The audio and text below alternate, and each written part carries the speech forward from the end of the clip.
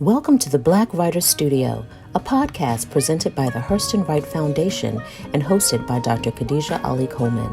The Black Writers Studio is dedicated to showcasing Black writers who are transforming the world today with their literary pen and creating a legacy for the culture.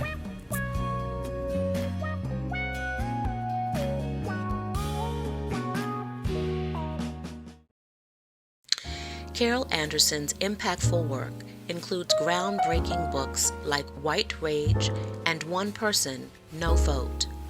Both books have received prestigious awards and accolades. Anderson's dedication to spreading knowledge extends to young adults through adaptations like We Are Not Yet Equal. Her exploration of race and guns in the second garnered critical acclaim and recognition as one of the best social science books of 2021. Beyond her impressive body of work, Anderson's influence has extended to various academic and advisory roles, including election to prestigious societies and receiving fellowships from institutions like the Ford Foundation and the John Simon Guggenheim Foundation.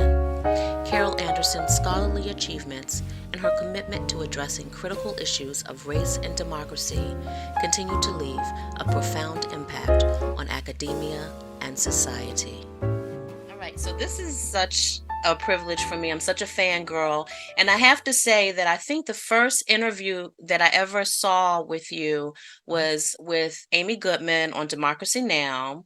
I believe it was about the interview was revolving around your book on the Second Amendment. And I have to say, I am a Democracy Now! Fan. I have never seen Amy Goodman come out of character and literally being a fangirl and excited to be in the presence of someone. And so I just have to say that it is so delightful to see how your presence and your scholarship and just who you are to be such make an impact and have such an influence on people. So I would welcome to the Black Writers Studio podcast, and I'm going to jump right in, Professor Anderson, and ask you about that moment that let you know that you were going to be on this journey of being a freedom fighter as a scholar. When was that moment? What happened? I think it was somewhere in the 60s or the 70s. What happened? It was a combination of things.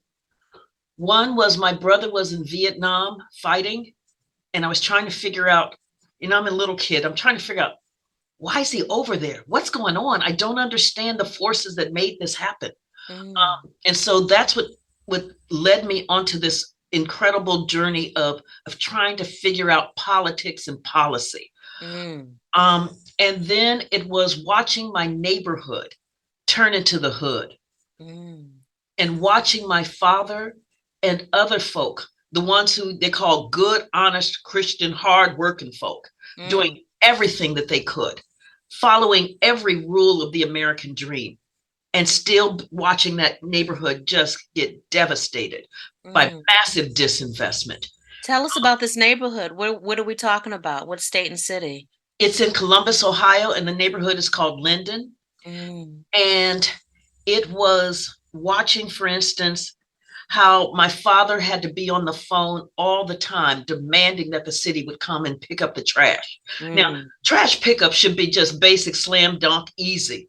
Yeah. But that you've got to demand basic services from the city, or demanding that they come and cut the high grass that's on city lots, because there are critters in those lots. If you can keep the grass low, you can get rid of the critters. I saw my father fighting for this community and watching the disinvestment. I saw them put a ballot initiative, an initiative on the ballot for a November election to turn our community dry, to ban alcohol sales, because they saw that that the carryouts that were there, 80% or so of their sales were booze. Yeah.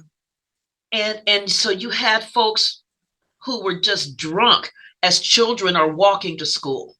Yeah. And that's just And there was a suburb called Westerville that was already dry. And so our community was like, okay, we're going to do that too. We're going to bring some solvency to our community. Mhm. This is a solution that will help our children. This will help the stability in the community. We're going to do it. Can you People explain to us what a dry community is? that bans alcohol sales. Right, right. And Ohio has, where hard liquor, you have state stores, but this is like Colt 45 and Yeah, beer and Boone's Farm cheap wine with the screw off bottle cap, right? right, So that's what they were able to sell in those carryouts, right. and and so the initiative passed. So the community was just like, yes, yes, yes. Did you see what we did when we mobilized? Did you see that? Did you see us really working to make our community better and stronger? And then the carryout owners went to court and said this was a restraint of trade. And the judge agreed. Wow. So it was watching how people doing everything that they're supposed to do. And something is undermining that. I was trying to understand those forces, how particularly how Black folk will fight for their rights and have those rights systematically undermined. Yeah. That's what sent me on this journey. So as a little kid paying attention to what was happening in my community, what was happening with my father, what was happening with my brother, and trying to make sense of it all.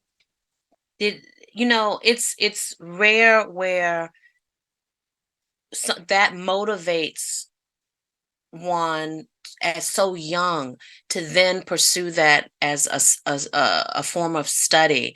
Was it when you saw these things, and it sounds like you were immersed in these um, activist moments even as a child, when you did go to study, was there any type of barrier when you decided? Because even now we talk about how whitewashed history is.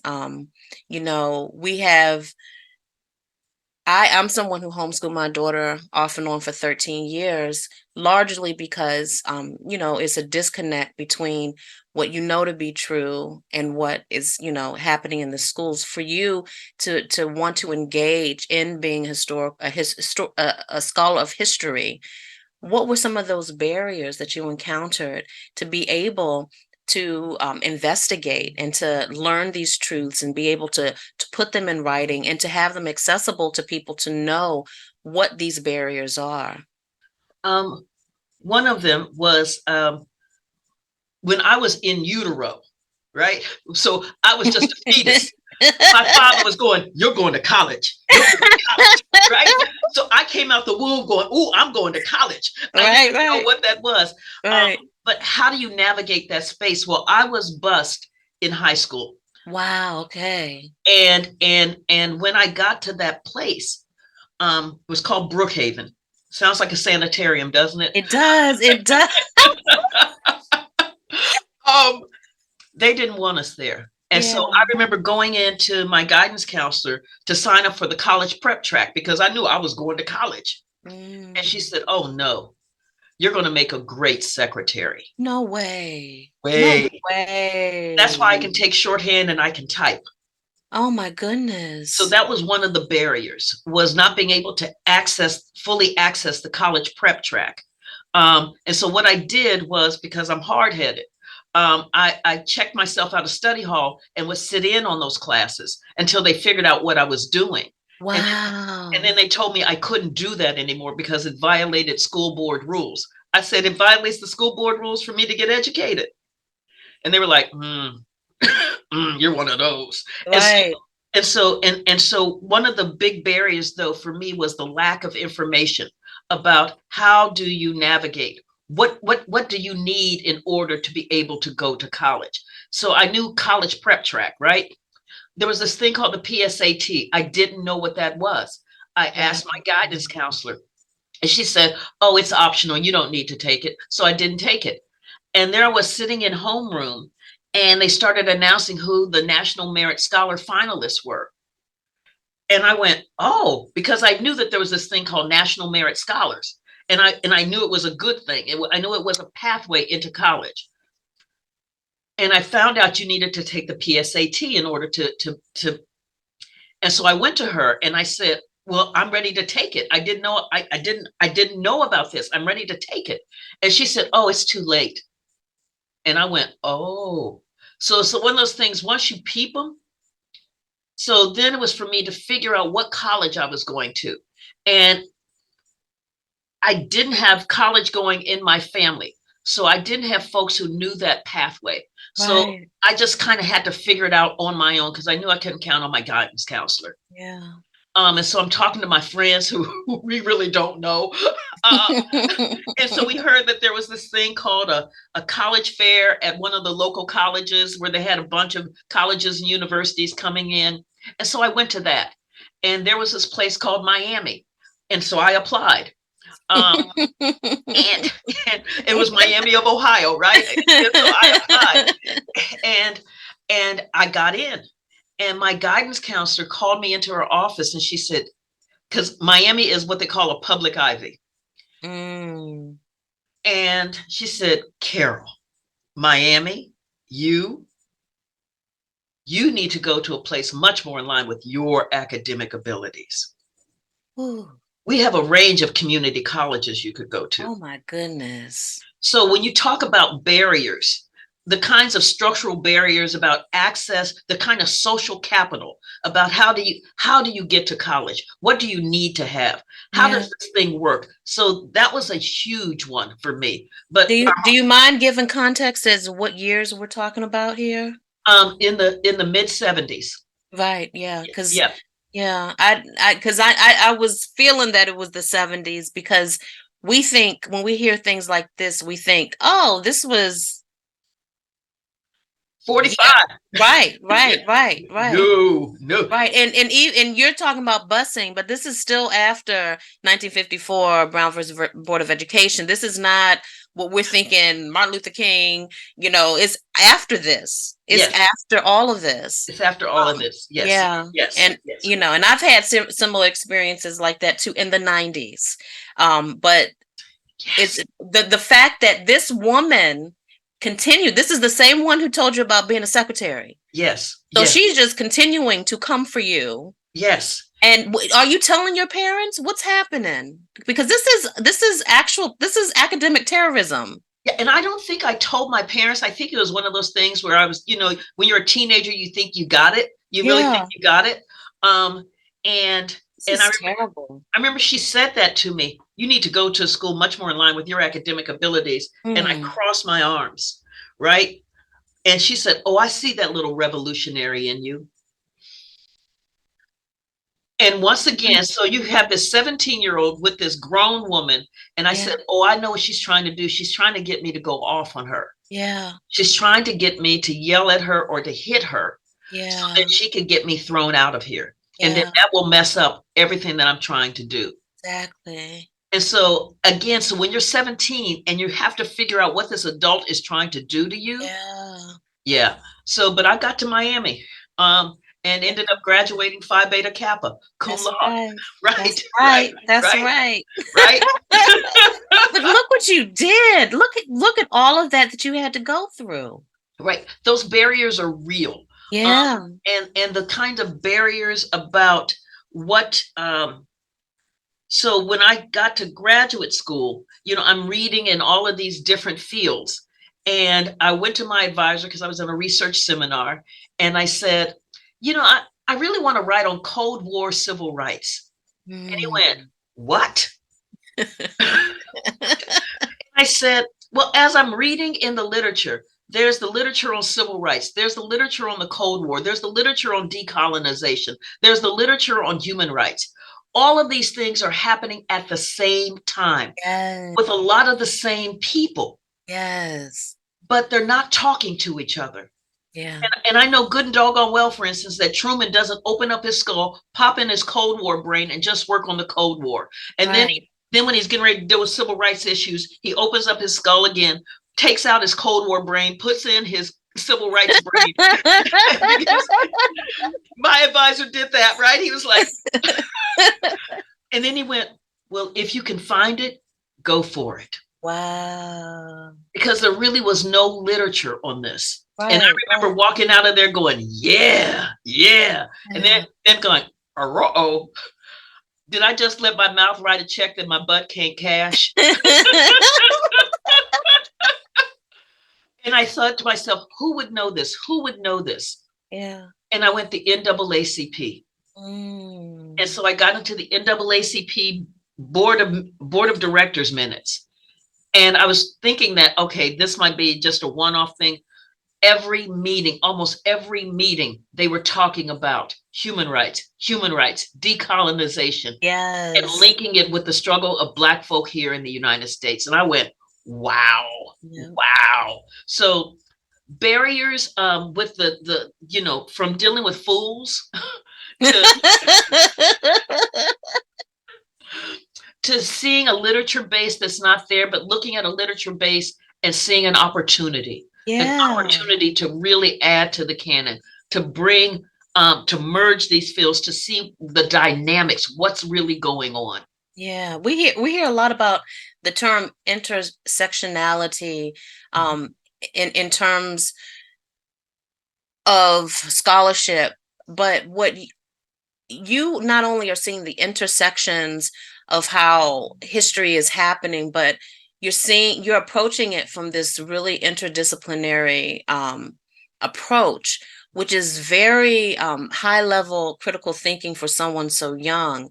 And I'm really curious as to because even when I began to ask you that question about barriers, I had already jumped ahead to you um, pursuing your degree, and to know that those barriers began so early, it starts to make me wonder, um, what were you, how were you caring for yourself? How were you being protected? Because this is high level, and I could definitely see people being fearful of where you're going with this information so young. So how were you being protected? Who were those people or those systems that were seeing like, okay, Carol Anderson, and protecting you or helping you along the way? Um, I had amazing parents who just strong parents. And I knew I was loved. Knowing you're loved is incredible protection. Mm. Just, whew. And then there were always books in the house. Daddy made sure that there were always books, always magazines, always newspapers. And so I was always reading, always reading. And there were discussions around the table about what was happening, not just football, but politics, what's Mm. going on in the world. And so that was part of the nurturing. And then there was always music in the house. Oh, Tell me about this. Tell me always about music in the this. house. From records to, I had my oldest brother, the one from Vietnam who was in Vietnam. He Mhm. played the saxophone and he had a band. Um, Mm. and then my other brother, he had a band. He played the bass and he also played the electric guitar. And so that's why I know Jimi Hendrix.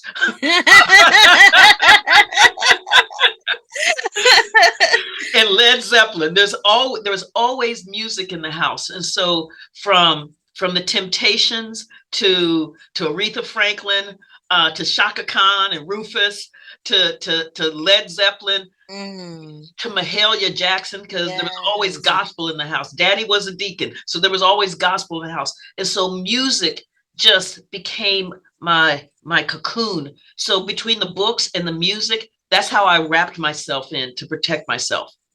Wow, that was very unexpected. Because that period of time in the 70s, I just finished reading Maurice White of Earth, Wind and Fire's his Mm. bio, and learning, I was born in the 70s, so all Earth, Wind and Fire is like my Yes, religion. yes, yes, That's my religion. yes. So he, and I love him. Like, he is such an icon to me. And so in reading his biography, I'm learning all of the things that are happening during that time, but also the lines of thought that Black people are starting to discover, rediscover, incorporate in their art, in their scholarship. And so to hear that is what provided a cocoon of safety for you is so powerful to hear, and that it was so unexpected.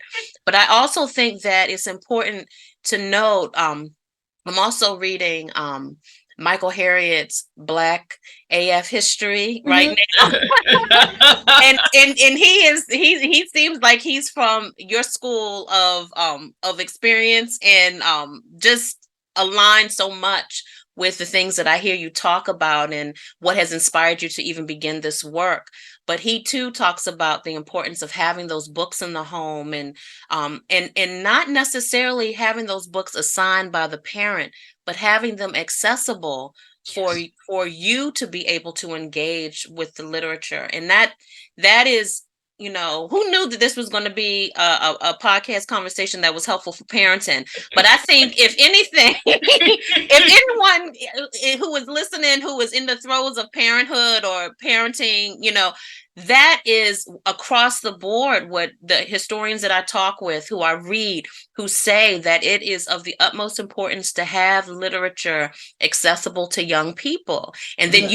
we will do what we will from there on. But it definitely is that model of the importance of this education. So you're now this young person writing about post-war civil rights and engaging in this. Tell me, what were the next steps after engaging in this type of scholarship, where you now are making the decision that you're going to start publishing books past thesis work? Okay, so so the first book was Eyes Off the Prize. And that actually came from watching my neighborhood turn into the hood, because I was asking the question, how could something as powerful as the civil rights movement, I mean, powerful, held up on this incredible stage, lead to a community, lead to where the lifespan for African Americans has actually decreased. The mortality rate has actually increased. How does this happen? And so in trying to figure out how that happened, that's when I went on this trek. So that became my dissertation, that then became the book, right? That question about Cold War civil rights. Oh, really? Yeah. That was your dissertation, because that came out 20 years ago, right? Yeah, 2000. Yeah, 2003, because that's when I became a mother. So that year stood out for me. That was 20 years ago. So that was how many years in the making? Ooh, many, many, Wow. many. But that was me trying to figure out how something as powerful as the civil rights movement could still leave a Black community dealing with the issues of crappy education, dealing with the issues of inaccessible and unaffordable housing, dealing with healthcare crises left and right, and inability to be able to access healthcare. We saw hospitals shutting down in the Black community. What's going on here? So what I would say is that I have always been curious. I believe I came out the womb, in addition to saying I'm going to college, going, why? Why? Why? And it's always in that hunt for why that makes this quest for knowledge insatiable, actually. And so it was from Eyes Off the Prize to Bourgeois Radicals, again, that insatiable quest to figure something out. And so there I was at the Library of Congress, finishing up Eyes Off the Prize. And you know how you do that one last run through the archives, making sure there's not that one document that just blows your thesis apart. Right. Woo! And so I'm going through those papers, which are voluminous, and I find this document from a man named Abdullahi Issa, who was the head of the Somali Youth League. And it's dated in 1949. Now, all of the literature says that the NAACP turned its back on the Cold War. No, I'm sorry, on colonialism when the Cold War started in 47. Turned its back on the colonial struggles when the Cold War started in 47. Wow. But here's Abdullahi Issa in 1949 saying, writing to the NAACP, thank you so much for all of your help in keeping the Italians off of us in the UN. And I went, what, when there's something that's not supposed to be there. Mm-hmm. And I went, oh, what's going on here? What's going on here? Right, And right, that's right. what, right. And that's what led to the second book, Bourgeois Radicals, Mm-hmm. the NAACP and the struggle for colonial liberation. Mm-hmm. Because we don't think of the NAACP as wading into that fight. And all the literature tells us that they haven't. Lord, they waded in. Yeah. They waded in and they fought hard. And they had some key victories in terms of eroding the norms that propped up the white man's burden. Yeah. Because they said the white supremacy that props up the white man's burden is the same white supremacy that's propping up Jim Crow. You Yeah. can't take down one and leave the other one standing. Exactly. And I went, and so that vision, and so you saw them weighing in and using their resources and their savvy Mm-hmm. to figure out how do you change these norms. And Mm-hmm. so I said, I'll go wherever the NAACP goes. Lord, they took on South Africa um, when South Africa was trying to hold on to what is currently Namibia. Um, Mm-hmm. they took on Italy when Italy was trying to hold on to Somalia, Libya, and Eritrea. Um, and Ethiopia is like, no, you can't bring those folk back here. And the NAACP fought them. And they also took on the Dutch for the Indonesians because the Dutch were trying to regain control of Indonesia after the Second World War. And the Indonesians are like, oh no, we're free. We're free. Mm-hmm. And Mm-hmm. the Dutch were like, what do you mean? We need to be a great power. We can't be a great power if we don't have a colony. You're our colony. We know we abandoned you the moment the Japanese showed up. We know we fled. We know we left you to the horrors of whatever the Japanese were going to do to you. But now that the war is over, I want you back. And the Indonesians were like, we're not yours. Deal with the pronoun problem here, baby. We're not yours. So it's so when you say that you didn't learn or didn't know about the NAACP's involvement in these international fight for civil rights, are you were you finding that the reason why you didn't know was because of a media spin or because it was purposeful for them to be more um, not hidden, but what's the word when you don't want folks to know all the things that you're doing because you don't want to, you fear some type of retaliation or obstacle placed in your way? I think part of it is the way that so I tracked it from the historical perspective. And what I saw was that there was an article that came out in 1971 that basically said the NAACP turned its back in 1947. And they cited W.E.B. Du Bois. Mm-hmm. Then the next article came out. Then they cited that article in W.E.B. Du Bois. Then the next article came out and they cited the previous article in W.E.B. Du Bois. And so you end up over time getting a footnote that is that thick, but is really based on W.E.B. Du Bois after 1947 when he is kicked out of the organization.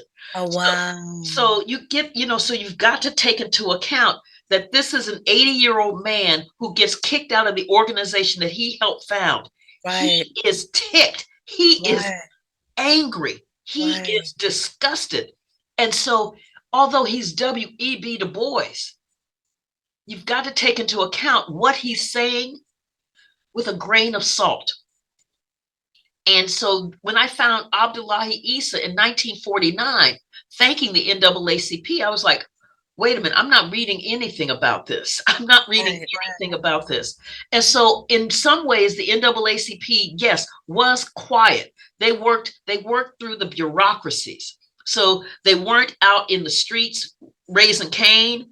They were working through the State Department. They were working through the UN. They were working through other organizations to begin to erode the pillars that propped up colonialism, that made it untenable. So right after the war, you had like the Europeans sitting around, the Brits and the French and the Belgians, doing the our colonies, oh I'm a great power, I have colonies. And so how do you turn a status symbol into a badge of dishonor. Mm. That is what the NAACP did. Yeah. That's what they did.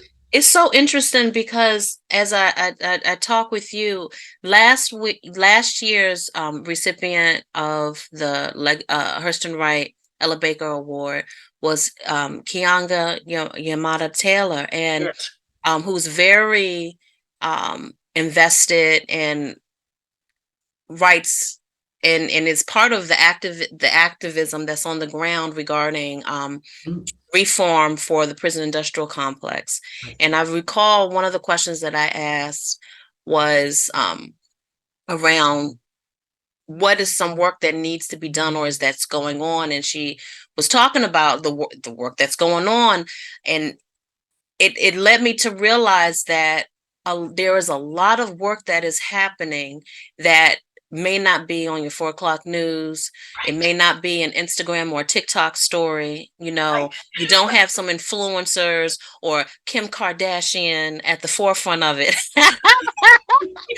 But usually the work that is being done and that is actually changing policy is this type of work where it's no type of press release about it. Exactly. Would you agree, as someone who, has now, you're at the forefront of really teaching us about the history, that's not whitewashed. Would you say that it's a small fraction of people that are making those changes in ways that are not prominently known by people?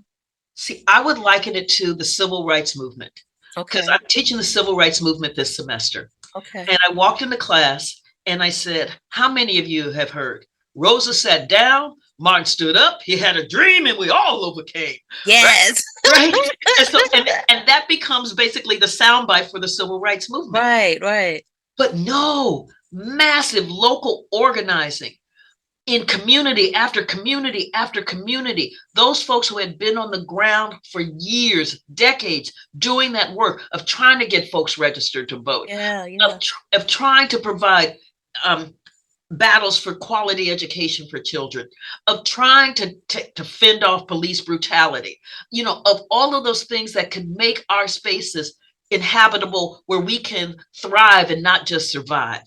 As Bettina Love would say, so it is, those folks have been on the ground for decades doing that work in their organizations, in their meeting night after night after night, sending out petition after petition, getting food to folk. I mean, they just were doing the groundwork.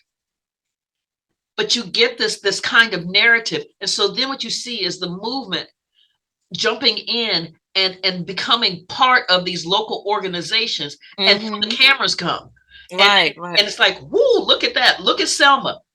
Selma has been at it for a long time. Mrs. Amelia Boynton was at it for a long time. The group that she was working with, at it for a long time. When you look down in Mississippi, Vera Piggy and her group were at it for a long time. But we don't know this because that we love the drama. We love the big cameras, but it is the groundwork where that change is made. And so like right now, I know it feels like we're in this kind of dystopian space because the cameras are on the loudest and the nastiest and the meanest and the most vile folks who are attacking our rights, attacking our dignity, attacking American democracy. That's where the cameras are focused.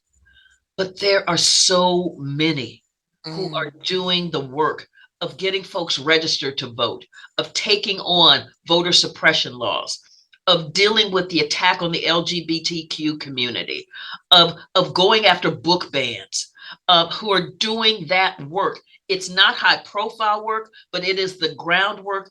I call it the heavy lifting of democracy. That is the work that they are doing. And they often don't end up in the history books. We often don't know their names. But they're the folks who are like, I'm doing something that is greater than myself. And it was one of the things E.D. Nixon, who was in Montgomery, the head of the NAACP there, and he said, well, I used to say I'm doing this for the children. But I want some of that freedom for myself. Oh, wow. That is perfect. That's Right? perfect. What a perfect quote. Right. Yeah. And so that's part of what we're seeing here is Yeah. that we know if we do this work, it'll be better. The folks who are taking on climate change, we Yes. don't often see them, but they are in there in those communities, with gardens, with going to city council meetings, and demanding regulations that will stop the dumping of toxic waste near poor Black and Brown communities. Mm-hmm. Who will stand up when somebody's trying to put an oil pipeline through your community that can poison your drinking water. Yeah. Those folks who are doing that groundwork, we often don't see them. We often don't know their names, but they know they're doing it for the children. But when their community is stronger, they're stronger too. Yeah. Yeah. Oh, what just a, a wonderful um affirmation that all is not dismal. And that the media and it sounds like there are two things that we should be aware of what's happening is what is prominently shown to us, and then what is really that layer of work that's happening behind the scenes. And it seems like your entire career has really been, you know, you're an investigator of sorts. You're like a detective, a fact detective, and you've made your work accessible. I told you before we began conversing that I wanted this conversation to really be about who you are as a person. And, there's no end to the light that you shine, not only through your work, but you're just a light. And I just appreciate so much having this opportunity to learn about you as who you are. One of the things that I want to close on is that if you can give any words of advice to someone who um, wants to engage in writing about history during this time, now with all of these avenues in which someone can share their scholarship through books, through a think piece, through their own blog and a site, through a podcast like this, what is a recommendation that you have for someone to really build up their credibility and to get started on their pathway of being a scholar who is making their work accessible to the public? It is to do the work, get into the archives, get into the data systems, know how they work, know how they don't work. And when you have that body of knowledge, and then being able to find the powerful stories in there and to translate those stories in ways that are accessible. Let me tell you a quick story. When Eyes Off the Prize came out, Mr. L, who was part of the village who helped raise me growing up in Columbus, right? He called me up, and he came out of Jim Crow, Georgia. Mm. Called me up and he said, "Oh, baby girl, you telling our story. That's what we was up under down there in Georgia." Mm. Best review ever. So Yeah. the footnotes and the footnotes were for the academy. Hmm. The accessibility was for my community. Yes. That's what we have to understand when we're doing this work, is that it's not so opaque that somebody has to translate English in order to understand what you're saying. Exactly. But in fact, you're putting it where folks can get to it. Yes. And your research has to be impeccable, Yes. because folks will come for you, because what you're doing is you're laying bare the systems of oppression. You're laying Yes. bare the systems of subjugation. You're laying bare how this thing works and how it tries to flip the narrative onto what I call the narrative of Black pathology. You know, Mm. what is wrong with Black people? Yeah. That thing. Yeah. Instead of really looking at the systems that have been put in place that have done this horrific work, and how Yes. Black folk fight back consistently. Yes. Yes. And so it is to do the heavy work of the research and the thinking and read as much as you can to see how other scholars have wrestled with these issues. What hasn't been said, what has it been said incorrectly. Mm-hmm. And then find your voice and write and keep writing and keep writing. Mic drop. That's the end. That's nothing else to be said. Thank you so much for joining me today. Thank you for sharing your wisdom and your light. I look forward to getting a hug and being able to say hello to you in person during the Legacy Awards. But congratulations. You know, this is one of many honors, so deserve it. But thank you so much for blessing our community with your scholarship and with your presence. Thank you, Khadija. Thank you so much. This was a wonderful conversation. Oh, thank you. I appreciate you. So I would love for you to let anyone know, is there a place where you would, I ask authors this, is there a place where you would prefer for people to purchase your books? Yes. What's it called? Bookshop. Okay. I think Bookshop, bookshop.org. Yes. Okay. Yes. Okay. Because it is one that taps into the independent booksellers. Yep. And so my independent bookseller here in Atlanta is Acapella Books. Ah, okay. Acapella. Yeah. So that's what I want you to do, is to give a shout out to where you would like folks, because you are in the Georgia area. Yes. Okay. And so do you want folks to reach you? I think I was trying to stalk you on social media. What is the social media spaces that you would prefer for people to follow? I am on Threads now. Yeah, I'm on Threads. Okay. So you have completely left spaces that shall go unnamed, but have had their names changed. But all right, so folks can check you out on Threads, and can also check out your beautiful website, and they can purchase your work on bookshop.org. Thank you so much, Dr. Anderson, and please enjoy the rest of your day. Thank you for joining us. Thank you so much for having me, Khadija, and I look forward to meeting you in DC on the 26th. Fantastic. Ditto.